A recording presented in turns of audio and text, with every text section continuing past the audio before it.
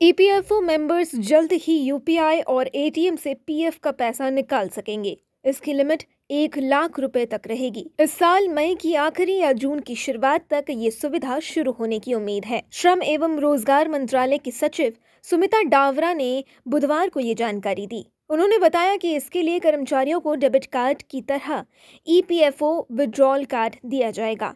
इससे वे एटीएम से तुरंत पैसे निकाल सकेंगे।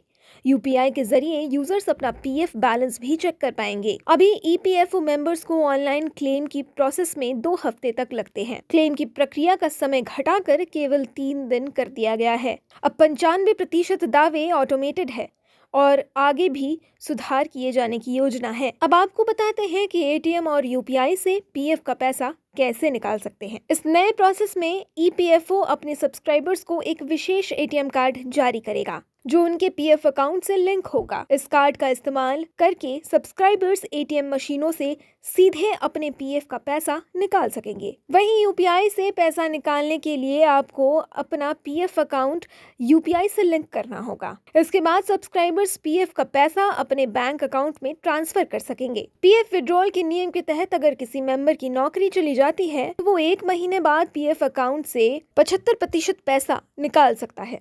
इससे वो बेरोजगारी के दौरान अपनी जरूरतें पूरी कर सकता है। पीएफ में जमा बाकी 25% हिस्से को जॉब छूटने के बाद 2 महीने बाद निकाला जा सकता है।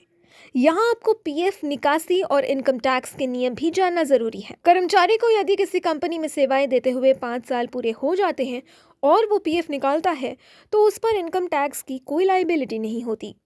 5 साल की अवधि एक या इससे ज्यादा कंपनियों को मिलाकर भी हो सकती है। एक ही कंपनी में 5 साल पूरे करना जरूरी नहीं। अगर कर्मचारी नौकरी में 5 साल पूरे होने से पहले पीएफ खाते में 50,000 रुपए से ज्यादा राशि निकालता है तो उसे 10% टीडीएस चुकाना होगा। वहीं अगर आपके पास पैन कार्ड नहीं है तो आपको 30% टीडीएस देना होगा। हालांकि अगर कर्मचारी फॉर्म 15G/15H सबमिट कराता है तो कोई टीडीएस नहीं काटा जाता है।